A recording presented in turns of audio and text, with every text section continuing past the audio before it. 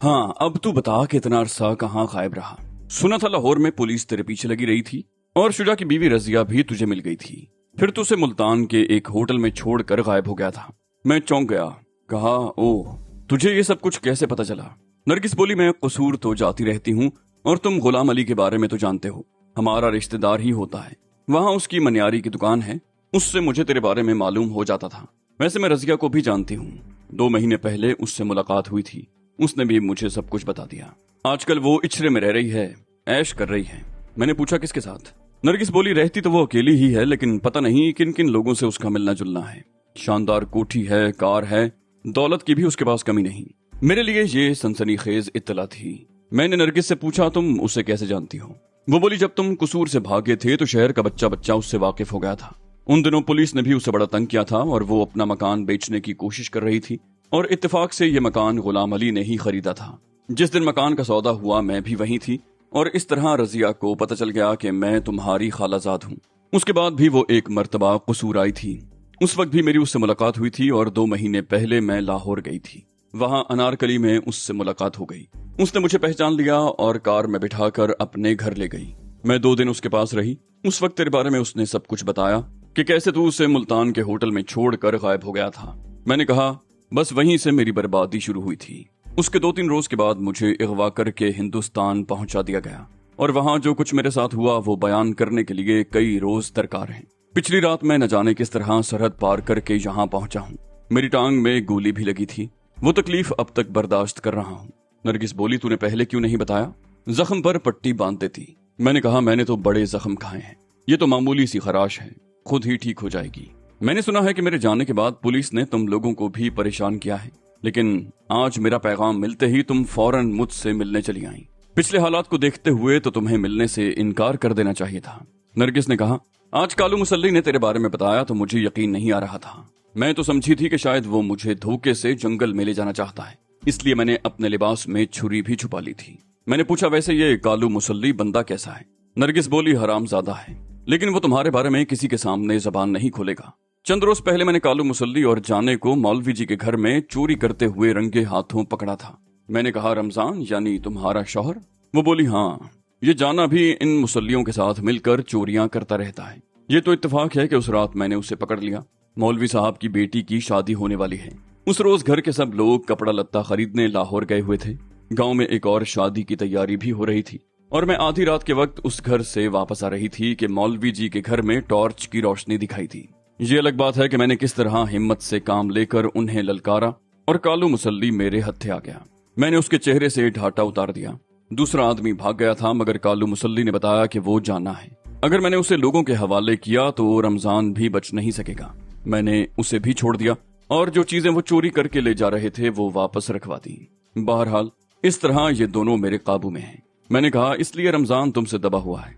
नरगिस बोली, हाँ, लेकिन सिर्फ यही वजह नहीं है। मैंने कहा, तुम उससे तलाक लेकर कहीं और ब्याह कर लो। नरगिस बोली, खैर, अब तेरा प्रोग्राम क्या है?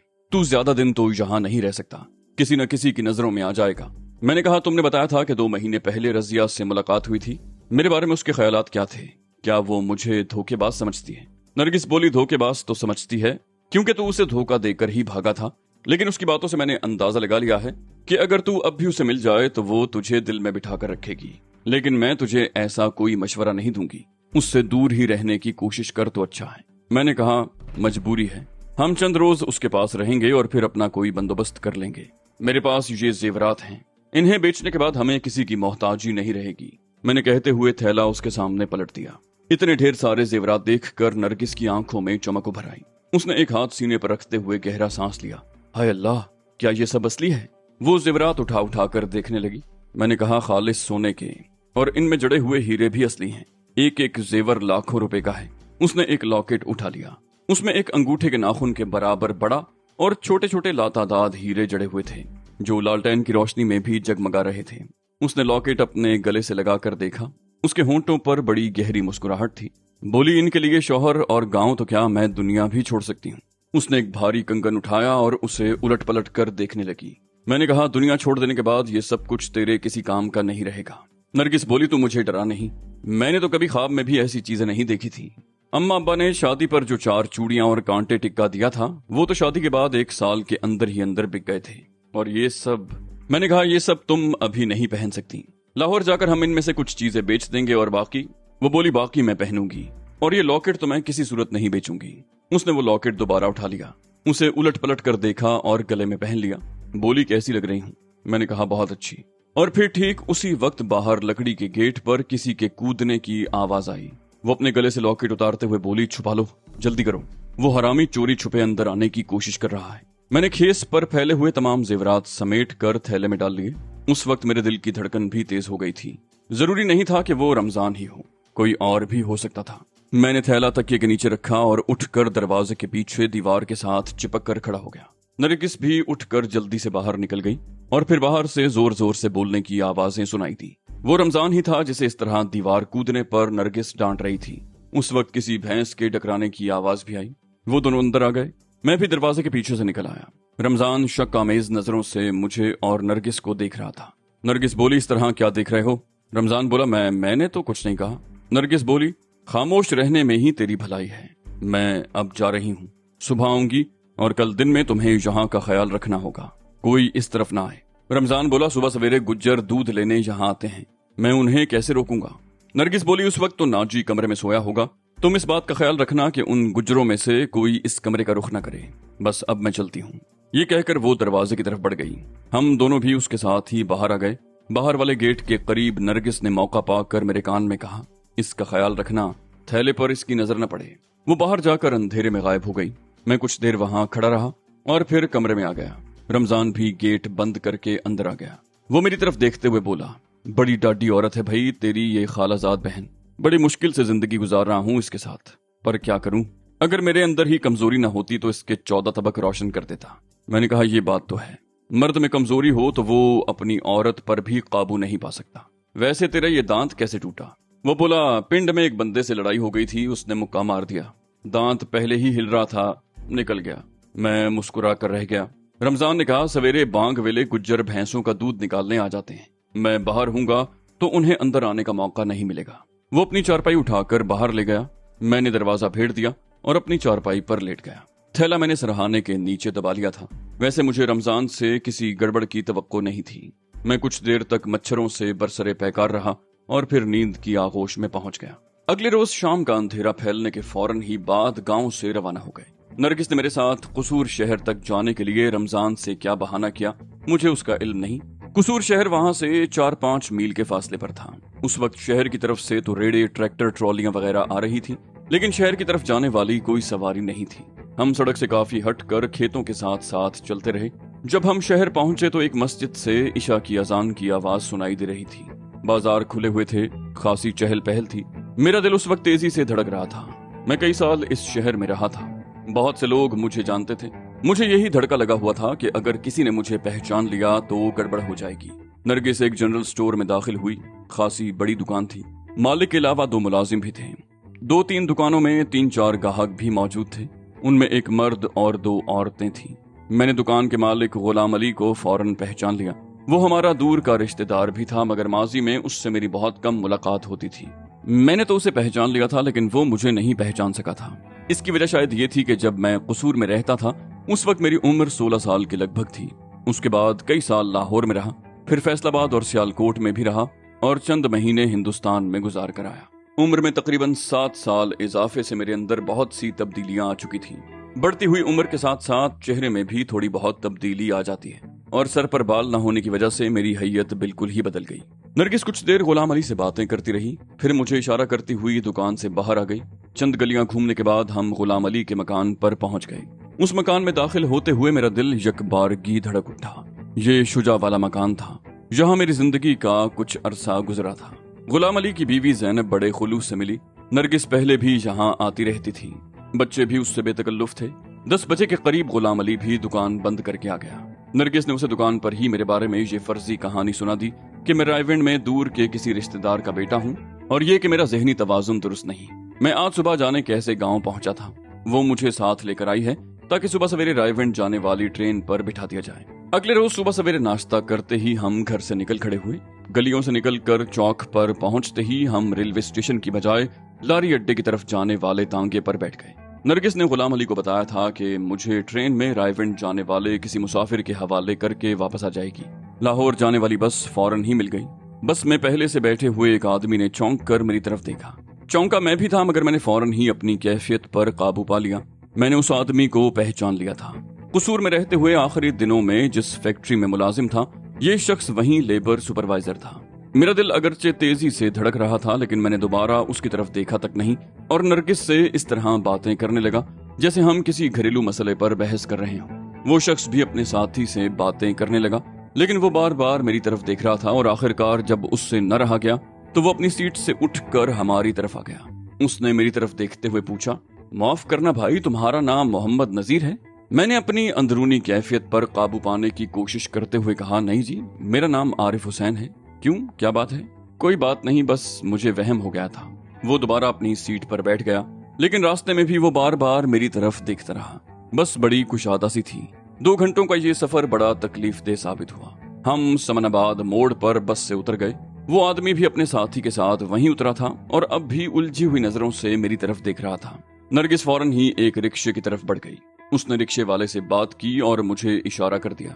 मैं फौरन ही उसके साथ रिक्शे में बैठ गया और दूसरे ही लम्हे रिक्शा सड़क पार करके समनाबाद की मेन रोड पर आ गया। शमा रोड से होते हुए हम शाहराहे जलालुद्दीन पर पहुंच गए। ये सड़क आगे केनाल बैंक रोड को कता करती हुई कज़ाफी स्टेडियम और गुलबर्ग की तरफ चली गई थी, लेकिन हमें इतना ज्यादा आगे नहीं जाना था। बड़े चौक पर पहुंचने से पहले ही नरगिस ने रिक्शा दाईं तरफ एक कुशादा गली में मुड़वा लिया। ये इछरे का रिहायशी इलाका था जो कोठियों पर मुश्तमिल था। किसी जमाने में ये कोठियां जरूर रही होंगी, मगर बढ़ती हुई आबादी के साथ साथ इन कोठियों की हैयत भी बदल गई थी। कोठियों में लॉन बराए नाम ही रह गए थे। ज्यादा से ज्यादा जगह तामीरात की जद में आ चुकी थी। इस तरह ये कोठियां भी 2-2, 3-3 मंजिला मकान बन गए थे। लेकिन उससे जरा आगे ऐसा इलाका भी था जहां वाकई कोठियां थी। 2-3 कुशादा गलियां घूमने के बाद नरगिस ने एक जगह रिक्शा रुकवा लिया। नरगिस ही ने किराया अदा किया। हम नीचे उतर आए। इस इलाके की कोठियां 2-2 कनाल पर मुश्तमिल थीं। बाज कोठियां उससे भी बड़ी और ज्यादा वसीओ अरीज थीं। नरगिस बाईं तरफ वाली कोठी के गेट के पास रुक गई और कॉल बेल का बटन दबाना ही चाहती थी कि गेट का जेली दरवाजा खुल गया। वो एक लंबा तड़ंगा आदमी था जिसने गहरे नीले रंग के कपड़े पहन रखे थे। कमर में लगे हुए होल्स्टर में पिस्तौल भी था। वो लंबा तड़ंगा आदमी शक्लो सूरत से भी खासा खौफनाक नजर आ रहा था। उसने नरगिस की तरफ सवालिया निगाहों से देखा। बोला, किससे मिलना है बीबी आपको? मुझे देखकर उसने नजरअंदाज कर दिया। नरगिस बोली, हम रजिया बीबी के पास आए हैं, तुम तो हटो। नरगिस उसे रास्ते से हटाकर अंदर दाखिल होने की कोशिश करते हुए बोली। चौकीदार ने कहा, मैडम सो रही हैं, आप उधर बैठ जाओ, मैं नौकरानी को बताता हूँ। नरगिस ने तुनक कर कहा, वे परे हट, तू बैठ रहे उधर, मैं खुद उठा लेती हूँ रजिया को। उसने मुझे इशारा किया और आगे आगे चलने लगी। गनमैन साथ साथ चलता रहा। वो उसे रोकने की कोशिश कर रहा था। मुझे उसने अब भी नजरअंदाज कर रखा था। बरामदे में एक अधेड़ उम्र औरत को देखकर चौकीदार उससे मुखातिब हुआ। बोला, इसे रोको नूरी, ये जबरदस्ती अंदर घुसने की कोशिश कर रही है। नूरी नाम की उस औरत ने पहले नरगिस और फिर मेरी तरफ देखा। मुझे देखकर उसकी आंखों में उलझन तैर गई। फिर वो गनमैन से बोली, ठीक है तुम जाओ। फिर हमारी तरफ देखते हुए बोली, आइए आप लोग अंदर बैठिए, मैं रजिया बीबी को जगाती हूँ। उसने नरगिस को पहचान लिया था। मेरा ख्याल है 2 महीने पहले रजिया नरगिस से बहुत अच्छे तरीके से पेश आई होगी, इसीलिए तो नूरी हमें अंदर ले आई थी। ये हॉल कमरा था। वॉल टू वॉल दबीज कालीन, कीमती और आरामदेह सोफे और हर वो चीज जो इस जैसे घर में होनी चाहिए थी। नूरी ने हमें सोफों पर बिठाया और किचन की तरफ चली गई। 10-15 मिनट के बाद वो हमारे लिए स्क्वाश बनाकर ले आई। उसने बड़े एहतराम से ग्लास हमें पेश किए। बोली, आप लोग बैठिए, मैं बेगम साहिबा को जगाती हूँ। चंद मिनट के बाद वो वापस आई। बोली, बस अभी आती हैं बेगम साहिबा। तकरीबन 20 मिनट के बाद रजिया दाईं तरफ वाली राहदारी में नमूदार हुई। उसकी आंखों में सुर्खी तैर रही थी। नूरी ने शायद उसे सिर्फ नरगिस के बारे में बताया था। वो जरा आगे बढ़ी तो मुझे देखकर ठिठक गई। नरगिस से वो बड़ी गर्म जोशी से मिली। मुझे उसने एक नजर देखने के बाद नजरअंदाज कर दिया। वो नरगिस के करीब ही सोफे पर बैठ गई। उसने शायद सरगोशी में नरगिस से मेरे बारे में पूछा। नरगिस ने मुस्कुराते हुए कहा, तुम इसे बहुत अच्छी तरह जानती हो, जरा गौर से देखो, शायद पहचान लोगी। रजिया गहरी नजरों से मेरी तरफ देखती रही, फिर उछल पड़ी। बोलियो, तेरा बेड़ा गर्क, तू तो बड़ा धोखेबाज है। तू मुझे मुल्तान के होटल में छोड़कर भाग गया था, मैं तुझे नहीं छोड़ूंगी। मेरा ख्याल था कि वो वाकई मुझे बेइज्जत करके घर से निकाल देगी। उसके तेवर देखकर मैं भी एक झटके से खड़ा हो गया। नूरी भी ये सूरत हाल देखकर परेशान हो गई। रजिया चीखते हुए बोली, तूने मुझे परेशान कर दिया था।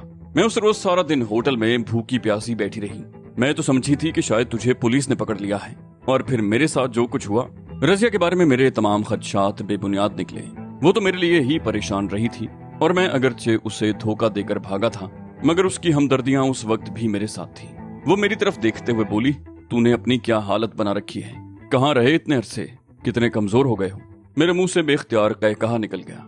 हालांकि मैं समझता था कि मेरी सेहत पहले से अच्छी थी। वो यही समझी थी कि मैंने इतना अरसा फाका कशी में गुजारा है, लेकिन अगर उसे ये पता चल जाता कि मैं इतना अरसा क्या करता रहा हूँ तो शायद वो अपने बाल नोचने पर मजबूर हो जाती। वो बोली, पहले अपना हुलिया बदल लो, फिर आराम से बातें करेंगे। मैंने नरगिस की तरफ देखा। रजिया मुझे दूसरे कमरे में ले आई। बहुत वसी और अरीज और शानदार बेडरूम था। एक तरफ शीशे के दरवाजों वाला चौड़ा वार्डरोब था। उसके निचले हिस्से में जनाना मर्दाना कपड़े टंगे हुए थे। रजिया ने कहा, वो बाथरूम है, इस वार्डरोब से अपनी पसंद के कपड़े निकाल लो और अपना हुलिया बदल लो। बल्कि तुम बाथरूम में जाओ, मैं तेरे लिए कपड़े निकालती हूँ। मैंने अपने कंधे से थैला उतारा, इधर उधर देखा और फिर थैला वार्डरोब के ऊपर फेंक दिया। छन की हल्की सी आवाज उभरी, मगर रजिया ने शायद तवज्जो न दी। मैं बाथरूम में चला गया। मैं अभी नहा ही रहा था कि रजिया की आवाज आई, मैंने कपड़े निकाल दिए हैं, तुम बाहर निकल कर कपड़े बदल लेना।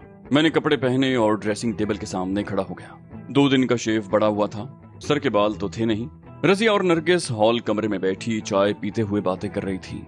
मैं भी रजिया के सामने सोफे पर बैठ गया। मेरे लिए भी चाय आ गई और मैं भी चाय पीते हुए उनकी बातों में शामिल हो गया। दोपहर के खाने तक हम वहीं बैठे रहे और रजिया नरगिस को एक और कमरे में छोड़कर मुझे दूसरे कमरे में ले आई। मैंने कुर्सी पर बैठते हुए कहा, ये सब कुछ कैसे हुआ? ये कोठी किसकी है? बोली, ये एक लंबी कहानी है। तुम तो मुझे होटल में छोड़कर चले गए थे। मैं एक बड़ी मुसीबत में फंस गई थी। होटल वाले मुझसे किराया वसूल करने पर बजिद थे। तकरीबन 3000 रुपए का बिल था। तुम तो मेरे पर्स से भी पैसे निकाल कर ले गए थे। मैं 3000 का बंदोबस्त कैसे करती? लाहौर में मेरे बैंक अकाउंट में रकम तो मौजूद थी, लेकिन होटल वाले मेरा एतबार करने को तैयार नहीं थे। उनका ख्याल था कि मैं अपने आशिक के साथ घर से भाग आई हूँ और मेरा आशिक सब कुछ लेकर गायब हो गया है। इत्तेफाक से उस वक्त एक औरत और एक मर्द आ गया। वो दोनों उस होटल में ठहरे हुए थे। उन्होंने झगड़ा सुना और न सिर्फ बिल अदा करके होटल वालों से मेरी जान छुड़ाई, बल्कि साइमा नामी उस औरत ने मुझे अपने साथ रहने की पेशकश भी की, जिसे मैंने फौरन ही कबूल कर लिया। वो 2 दिन मैं उनके साथ मुल्तान में रही, फिर वो मुझे अपने साथ ले आई, यहाँ इस कोठी में। इत्तेफाक से यहाँ आने के तीसरे दिन साइमा की कार मुल्तान रोड पर एक तेज रफ्तार बस से टकरा गई और वो वहीं खत्म हो गई। साइमा की मौत के बाद इलियास चंद रोज तो उदास रहा, लेकिन उसे भी किसी सहारे की जरूरत थी। उसके पास दौलत की कमी नहीं थी। ये शानदार कोठी, इसके अलावा मॉडल टाउन में एक कोठी और गुलबर्ग की लिबर्टी मार्केट में 2 दुकानें जो किराए पर दे रखी हैं, लाखों रुपए का बैंक बैलेंस, उसके अलावा घर में लाखों रुपए के प्राइस बॉन्ड और नकदी रखी रहती थी। बज़ाहिर वो कोई काम नहीं करता था, मगर दौलत में खेलता था। उसके यहाँ आने वाले भी बड़े बड़े लोग थे, जिनसे मेरी भी बेतकल्लुफी हो गई। मैंने उसे शादी पर आमादा कर लिया और इस तरह घर में ही एक सादा सी तकरीब में हमारा निकाह हो गया। शहर के चंद बड़े बड़े लोग भी शरीक हुए। शादी के 2 हफ्तों के बाद एक दिन मुझे ये सनसनीखेज खबर मिली कि इलियास को मुल्तान रोड पर शाहनूर फिल्म स्टूडियो के सामने उसकी कार में गोलियों से छलनी कर दिया गया है। ये इंकिशाफ तो बाद में हुआ कि इलियास अपने चंद दोस्तों के साथ एक फिल्म बनाने की तैयारी कर रहा था और उन दिनों फिल्म इंडस्ट्री से ताल्लुक रखने वाले मुख्तलिफ लोगों से राब्ते हो रहे थे। और उस रात भी वो अपने एक दोस्त के साथ किसी ऐसे आदमी से मिलने शाहनूर स्टूडियो गया था। रात 11 बजे के करीब उनकी गाड़ी जैसे ही स्टूडियो की गेट से निकली, पहले से घात लगाए हुए 2 आदमियों ने क्लैशनकोफों से फायरिंग कर दी। वो दोनों छलनी हो गए। हमलावर एक कार में बैठकर फरार हो गए। मुझे इलियास की मौत का अफसोस तो बहुत हुआ, मगर मैं ये सदमा बर्दाश्त कर गई। उसके चंद रोज के बाद फिल्म इंडस्ट्री का एक आदमी मेरे पास आया। वो उस फिल्म की बात करने लगा जो अभी जबानी या कागजी तैयारियों के मरहले में थी। एक मारूफ हिदायतकार था और उसका ख्याल था कि ये फिल्म जरूर मुकम्मल होनी चाहिए, लेकिन मैंने साफ इनकार कर दिया और वो मुंह लटकाए चला गया। इलियास के चेहलम के 2 दिन के बाद 2 आदमी मेरे पास आए, रहमान और मलिक नसीर। वो पहले भी यहाँ आते रहते थे। उन्होंने कुछ ऐसे सनसनीखेज इंकिशाफ किए कि मैं कांप कर रह गई। मैंने पूछा, मसलन? वो बोली, इलियास स्मगलरों के एक सिंडिकेट का सरगर्म रुकन था। मैंने कहा, क्या? वो बोली, ये दुरुस्त है। ये लोग सोने और हेरोइन का बिजनेस करते हैं। सोना दुबई और अरब रियासतों से मंगवा कर इंडिया की तरफ स्मगल किया जाता है, जिसके एवज इंडिया से हेरोइन बनाने का केमिकल और दूसरी बहुत सी चीजें यहाँ मंगवाई जाती हैं। अफगानिस्तान और सूबा सरहद से आने वाली हेरोइन यूरोपीय ममालिक को स्मगल की जाती है। मैंने पूछा, मलिक नसीर और रहमान तुमसे क्या चाहते थे? रजिया ने कहा, ताउन। मलिक नसीर के कहने के मुताबिक इलियास ने ये कोठी और दूसरी जायदाद सिंडिकेट के पैसे से बनवाई थी और इस सारी जायदाद में मलिक नसीर का नाम भी शामिल है। गोया वो आधे का हिस्सेदार है। मैं इलियास की मनकूहा थी। उसके इंतकाल के बाद उसकी जायदाद की जायज वारिस हो सकती थी, मगर मलिक नसीर की शराकतदारी से ये मसला गंभीर हो गया। मैं अगर चाहती तो अदालत के जरिए आधे हिस्से की मालिक बन सकती थी, मगर ऐसे तो मुकदमात बरसों चलते रहते। सबसे अहम बात यह थी कि मैं अकेली थी। मेरे पास कानून का खजाना तो नहीं था कि बरसों मुकदमा लड़ती रहती। उसके बरक्स वो लोग बहुत खतरनाक और ताकतवर थे। मैं उनका मुकाबला नहीं कर सकती थी। मलिक नसीर और रहमान ने मुझे ऑफर दी थी कि अगर मैं उनसे ताउन करूं तो वो इस कोठी और दूसरी जायदाद के सिलसिले में मुझसे कुछ तारुज नहीं करेंगे। मैं ये सब कुछ जिस तरह चाहूं इस्तेमाल कर सकती हूँ। इनकार की सूरत में मुझे ये कोठी 1 हफ्ते के अंदर अंदर खाली करनी होगी और मैं यहाँ से 1 तिनका तक नहीं ले जा सकूंगी। उन्होंने मुझे सोचने के लिए 3 दिन की मोहलत दी। 3 दिन के बाद मलिक नसीर अकेला ही आया। उस रोज खुलकर बात हुई। ताउन की सूरत में मुझे इलियास का हिस्सा भी मिलता रहेगा और ये उम्मीद भी दिलाई थी कि अगर मेरा ताउन जारी रहा तो मुमकिन है मलिक नसीर इस जायदाद से अपना नाम वापस ले ले और सब कुछ कानूनी तौर पर मेरे नाम मुंतकिल कर दे। एक तरफ ये सब कुछ था और दूसरी तरफ जिल्लत और रुसवाई। मैं सड़कों पर भीख मांगने पर मजबूर हो जाती। मेरे पास कोई रास्ता नहीं था। मैंने मलिक नसीर की तमाम शराइत मान ली। मैंने पूछा, शराइत क्या थी? वो बोली, मैं उनसे ताउन करती रहूंगी और ये कोठी पहले की तरह सिंडिकेट की खुफिया सरगर्मियों के लिए इस्तेमाल होती रहेगी। इलियास पर चूंकि पुलिस, इंटेलिजेंस, एंटी नारकोटिक्स या किसी और एजेंसी को किसी किस्म का शुबा नहीं था, इस इलाके के लोग भी उसे बहुत शरीफ आदमी समझते थे, इसलिए किसी को उन पर भी शुबा नहीं हुआ था। मलिक नसीर के कहने के मुताबिक यहाँ वक्तन फवक्तन सिंडिकेट के अहम मेंबरों की खुफिया मीटिंग्स होती रहेंगी और इन मुलाकातों को मेरी तरफ से घरेलू किस्म की तकारीब का रंग दिया जाएगा, जिसमें मेरे जाती अहबाब भी शरीक होंगे। तकरीब की आड़ में वो लोग किसी भी कमरे में बैठकर अपनी मीटिंग कर लिया करेंगे और किसी को शुबा भी नहीं होगा। एक बात और, मलिक नसीर पूरे घर खुसूसन इस कमरे की तलाशी लेना चाहता था। मैंने कहा, वो क्यों? वो बोली, इस सिंडिकेट के भारत, यूरोप और अमेरिका के मुख्तलिफ गिरोहों से राब्ते हैं। इन राब्तों के लिए उन्होंने खुफिया कोड्स तय कर रखे। वो कोड बुक इलियास के पास थी। इलियास की मौत के बाद उनके बिजनेस में राब्तों के सिलसिले में कुछ दुश्वारियां पेश आ रही थी। मलिक नसीर वो कोड बुक तलाश करना चाहता था। मुझे बहरहाल इस सिलसिले में कोई एतराज नहीं था। कोड बुक की तलाश शुरू हो गई। मैं मलिक नसीर के साथ साथ थी।